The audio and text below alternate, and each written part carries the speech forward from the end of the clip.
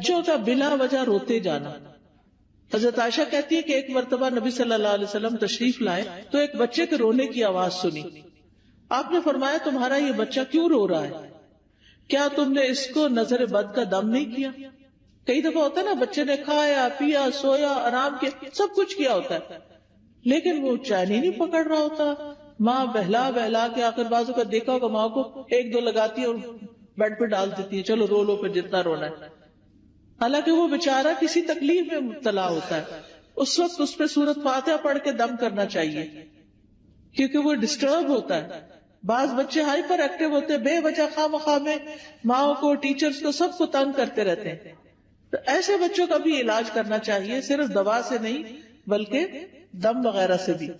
اسی طرح بعض بچے کمزور ہو جاتے ہیں, یعنی بہت سوکھے اور بالکل ان کی ہیلتھ اچھی نہیں ہوتی. تو آپ نے حضرت اسماء بنت امیس سے کہا کہ میں اپنے بھائی کے بچوں کو دیکھتا ہوں, حضرت جعفر جو کزن تھے آپ کے, کہ ان کے جسم بڑے دبلے پتلے ہیں, کیا ان کو فقر و فاقہ ہے, کھانے کو نہیں ملتا؟ تو حضرت اسماء کہتی ہے نہیں, ان کو نظر بہت جلدی لگ جاتی ہے. آپ نے فرمایا انہیں دم کرو. انہوں نے آپ کے سامنے چند کلمات پیش کیے تو آپ نے فرمایا انہیں دم کرو, یعنی ان کے اوپر دعائیں پڑھ کے پھونکو. اور دم کرنے کا بہترین طریقہ سورۃ فاتحہ پڑھے, آیت الکرسی پڑھے, معوذتین پڑھے اور پھونک مار دیں.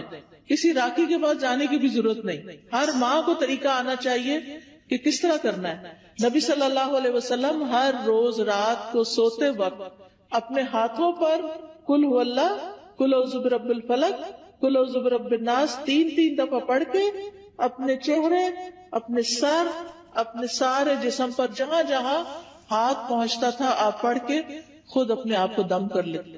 پوری زندگی کا آپ کا معمول تھا. ہم سب کو بھی اپنے اوپر روز رات کو سوتے وقت خود دم کرنا چاہیے.